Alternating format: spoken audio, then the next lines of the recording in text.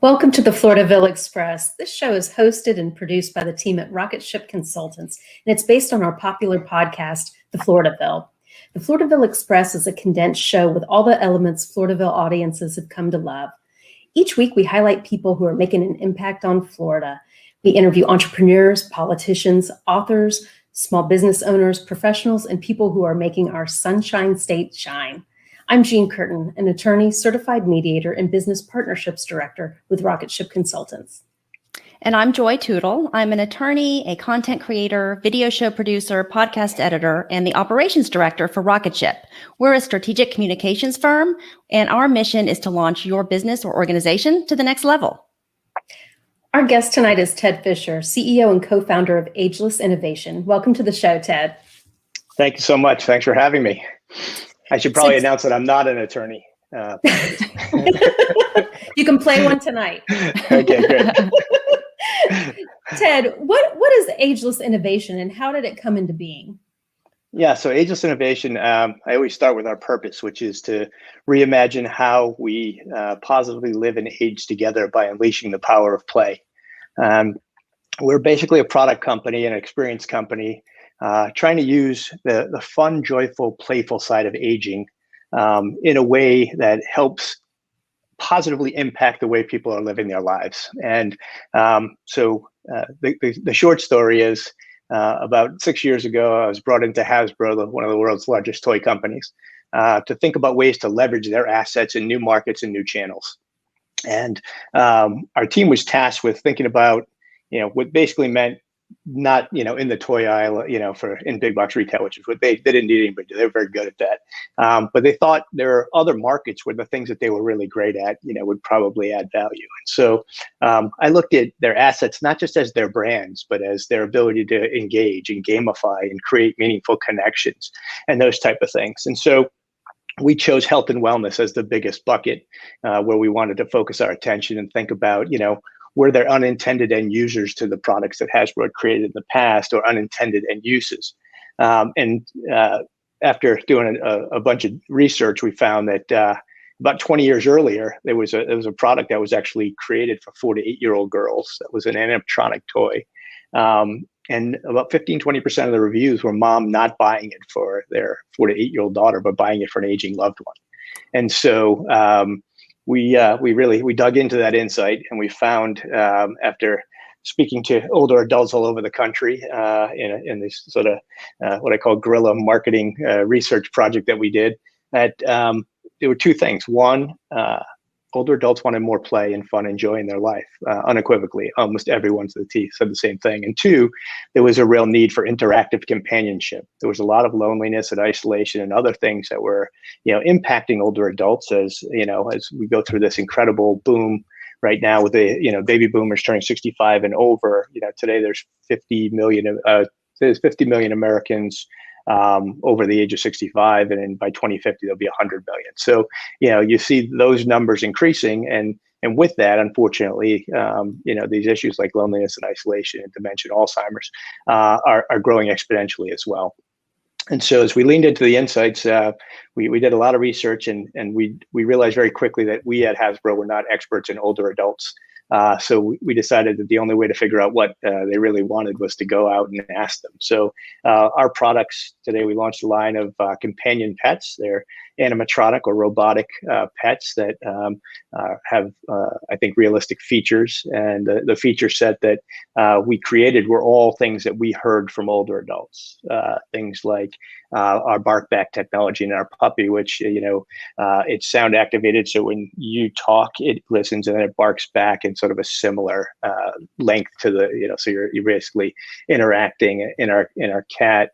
We heard all the time that when cats purr, they actually physically vibrate. And so there was this tactile thing. So we created something called VibraPurr. And so when our cat purrs, it actually vibrates. And so it's this give and take relationship that we tried to create with our companion pets. And we ran it, pretty successfully within Hasbro for 3 years.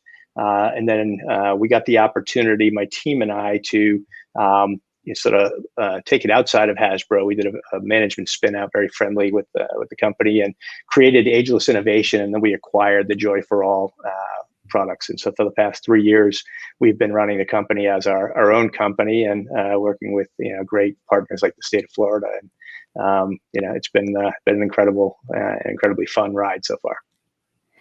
So you started with Hasbro and then moved into Ageless Innovation, a spinoff, you said, from Hasbro, and now Joy for All is the company name that provides these pets, yeah, so these companion pets?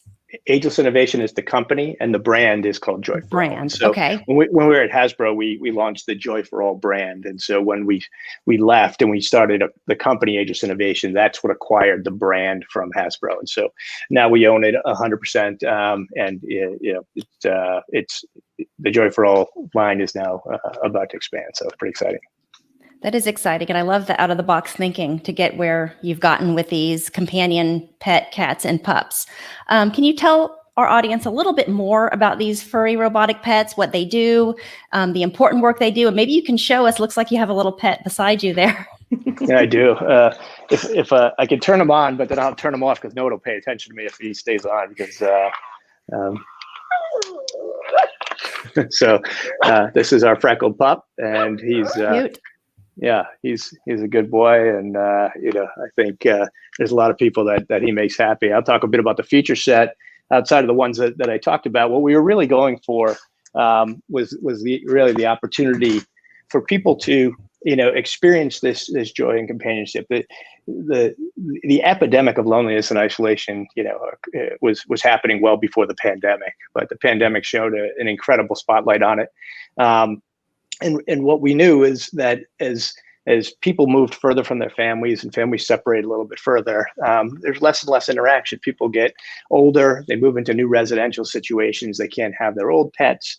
And so what we try to do is realism. I mean, I remember when we were designing these products, we were sitting in meetings and people were talking to me about paw pads. Now, I never was in a meeting about paw pads before, but dogs have paw pads, and so therefore our dog has paw pads. And on the cat, the whiskers on most toys, are sort of straight whiskered. Cats actually have tapered whiskers; they're not the same length, so we had to create a tapered whisker. So it is attention to detail like that, that I think has been what's been so positive about the reaction, is that people really do.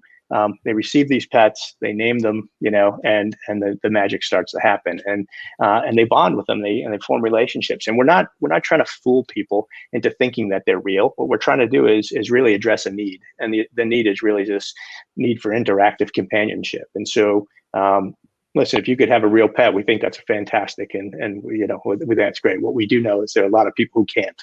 And therefore they shouldn't have to go without. So we've tried to create something that gives them that same benefit. Yeah, you talked a little bit about some of the incredible detail that went into the design process. Were there prototypes? How did the design process work? Yeah, so as I said, we really the initial foundation was based on an animatronic toy that had already been created, and that was out there. And that 20 years before I got to Hasbro, they were designing wonderful products like this, but for obviously for a different sort of category. And when we went and we brought some of those older, out of the vault, we brought some of the older products, and they didn't have quite the realism. They didn't have a lot of those things. So we kept trying to improve on what we could create in terms of pet. And those lines were more toyetic. They were intended to be toys. We were trying to create something. We don't call them toys. We call them companion pets. And so with that mindset, what we were trying to do is really iterate, go out to see the older adults who had helped us design it, get the feedback, go back. And so that process went on for, about 6 months. And we finally got to a place where we felt like, the feature set, like in the pup, it has a heartbeat that as it sort of calms down and stops acting like a pup, it wags its tail, it moves its head to, where it hears your voice, it'll move its head towards you. And, the cat will preen or roll over. And, cats, what we heard about cats from our older adults that helped us was that they never do what you want them to do when you want them to do it. So our cats have a completely random play pattern. So you could pet it on a sensor, and it may roll over or it may not, and it may meow and it may not. It may, so people seem to appreciate the fact that, we sort of captured that fickleness of cats. Just we took out the claws and the looks of disdain. We took those out. So. And I mean, I've had the opportunity to hold both a cat and a pup, and it's true. That was one of the things that so surprised me pleasantly was because have a cat, and when the cat purrs, you feel it, Yeah. and that is just amazing that level of detail has gone into these companion pets. Yeah, and I think that so we made plenty of mistakes, and so that tactile piece was so important to people, right? And so the interaction isn't just you talk to something, it sort of gives you a sound back, but there's a real sort of the puppy will kind of nuzzle a bit, it'll give you a little and the sounds that it makes are sort of what a pup might do if it was coming in that direction. And so I think one of the things we heard early on in the first, sort of batch of products that we sent out, people kept saying, we need a brush. We need to have a brush. We need to brush our pet. And we were like, oh man, how could we forget a brush? So in the second wave, there was a brush included, and even that was a process. We went out to older adults to make sure it could fit in their hand, and it wasn't just as simple as sort of putting a brush in there. We tried to go out there and be thoughtful about who was using it and how they were going to use it. But it was a hugely important part because it goes back to that tactile interaction piece. They feel like they're caring for something, and then they're getting the reciprocal sort of love and purring and petting back. So it's good.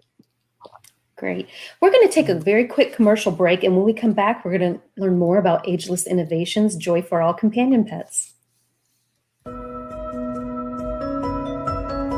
At Rocket Ship Consultants, our mission is to take your organization to the next level. Our team develops strategic communication plans that help entrepreneurs, corporations, associations, and individuals reach new heights. Our consulting team is made up of attorneys with additional experience in journalism, public relations, politics, broadcasting, and advocacy. Let us help you take that dream you have for a podcast or video show and make it into a reality. We can create networking opportunities, educational forums, and interactive conferences to spread your message. Let our team provide you with fresh ideas and inspiration. Rocket Ship Consultants offers a variety of services, so check out our website at rocketshipconsultants.com. Take off with Rocket Ship Consultants and launch your organization with us.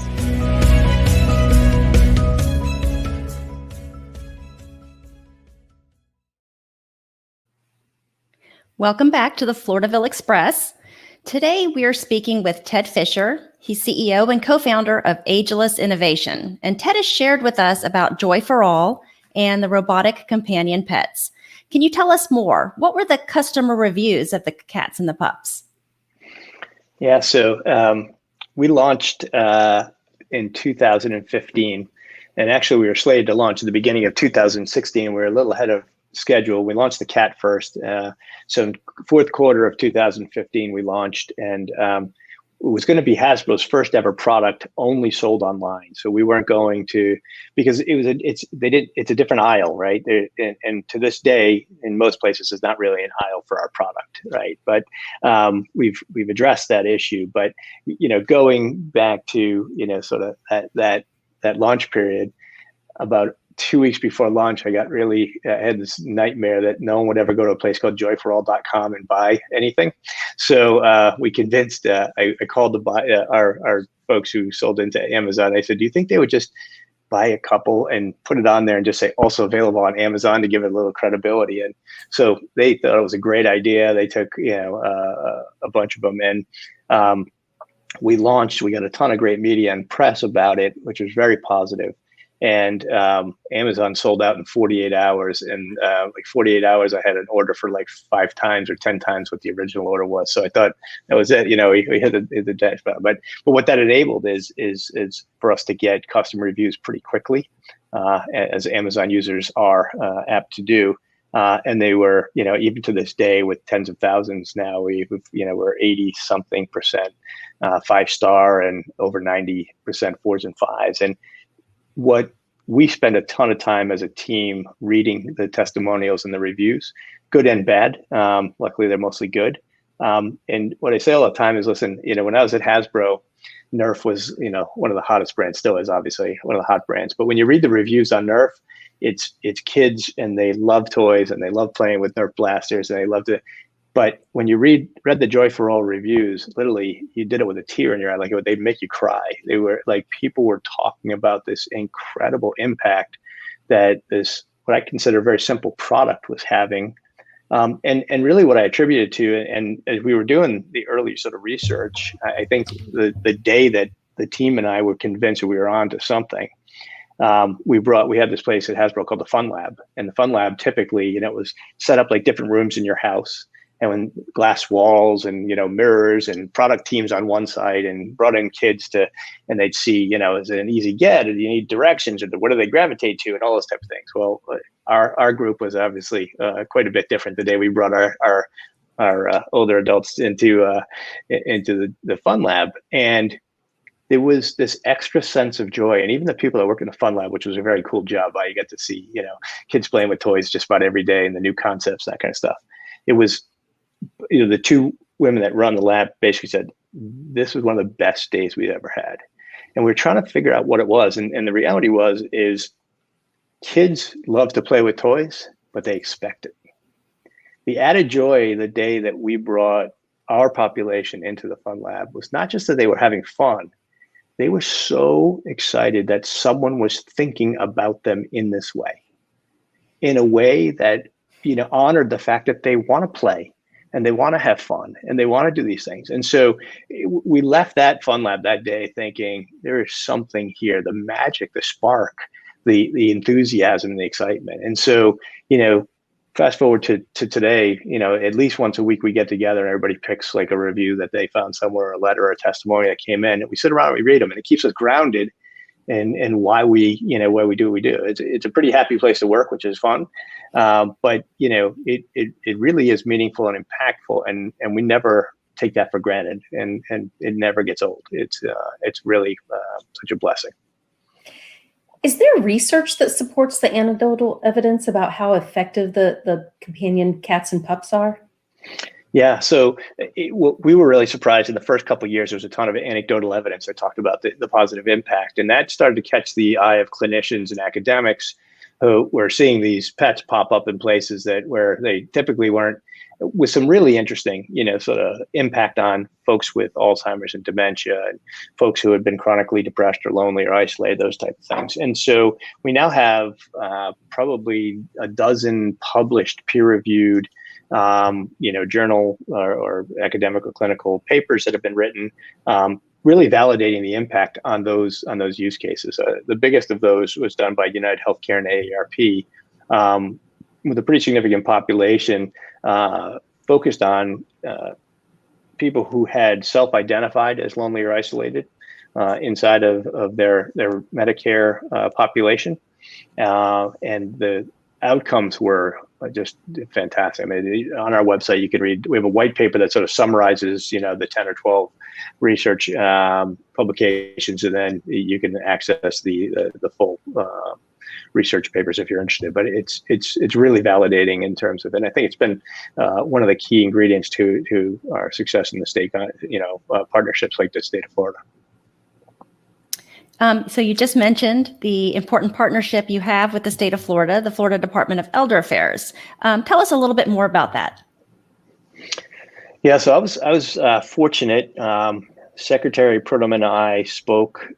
We were both speakers at a Alzheimer's community care event down in the Palm Beach area about almost 2 years ago, right? Just about now, about 2 years ago. And we got to sit at the same table and have a little, lunch together before he spoke and then I spoke.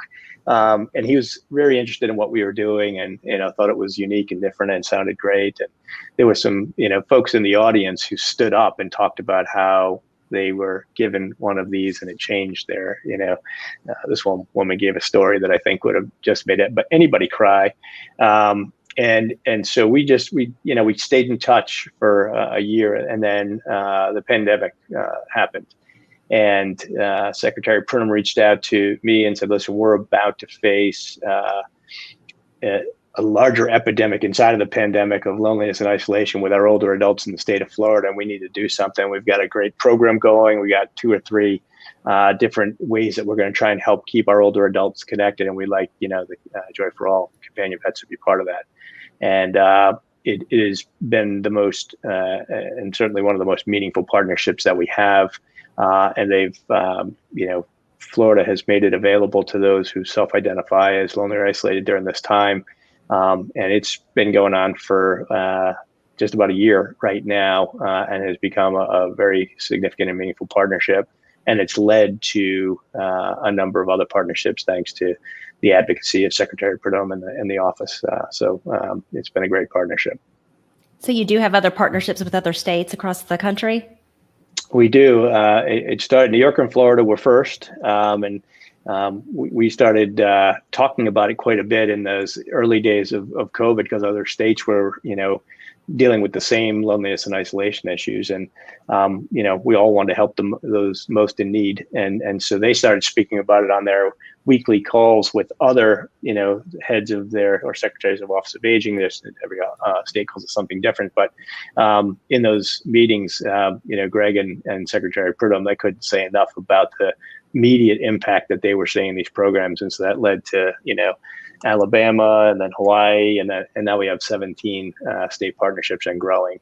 And so the great news is that it continues to be meaningfully impactful and gets a lot of coverage in press, which is spreading the word, which is helping us. We're dealing with 17 states and hundreds of AAAs within those states, and most importantly, reaching those most in need during this time. So what's next for Ageless Innovation? Yeah, we've got a pretty robust roadmap, product roadmap, and so we've been working on some things. And as I tell people, in year one after acquiring the company and taking out of Hasbro, it was like just keep the oars in the water and keep rowing in the same direction, so to make sure that we're still here year two. And since then, we've really put a huge amount of focus on where are the areas where fun and joy and play and things that we're good at in terms of engaging and helping people. And we've identified a couple of other important need states that I think we've got some exciting news in the next few weeks coming out about a new product. And I'm not going to go too much further there because my marketing team will kill me. But we're really excited about it. And we've been working on some games and some other things that we think will be fun and impactful and help create. One of the great things about these products is that what we found is it hasn't just been great for the older adult recipient. It's been great for their caregivers and their loved ones and their families, and help create bridge difficult situations and sort of add an element. We have many, sort of what evidence, or a lot of evidence, I should say, of folks that were, had to, with Alzheimer's, that take psychotropic medication to calm education, those type of things. Instead of doing that, now they're giving them their pet, and they whistle and go on their way and happily, through transitions. And so, it's those type of sort of meaningful interactions that sort of drive us to where do we want to go, and how do we want to help people and grow more. So I'm excited to hear about some of these new things that are coming out. So if our audience wants to find out more about this and learn more about the companion pets that you have and the other products that you're coming out with, how should they go about following up with you? Yeah, so joyforall.com, JOYFORALL.com, is a place where you could sort of do the research on the pets. You can read testimonials, you can read about the features, you can order from there as well. We sell in many of the retailers like Amazon, CVS, Best Buy, and a number of others around the country and around the world. We now have we serve about 30 countries globally, which is exciting. And then if you want to learn a little bit more about the organization and the team, agelessinnovation.com is another place where you can find out. And there's links to each between Joy for All and Ageless. They connect. So yeah, and we have a great team of folks that really make all the magic happen behind this. I just get to sit here and talk about it, which is it's pretty nice. The fun job. I do.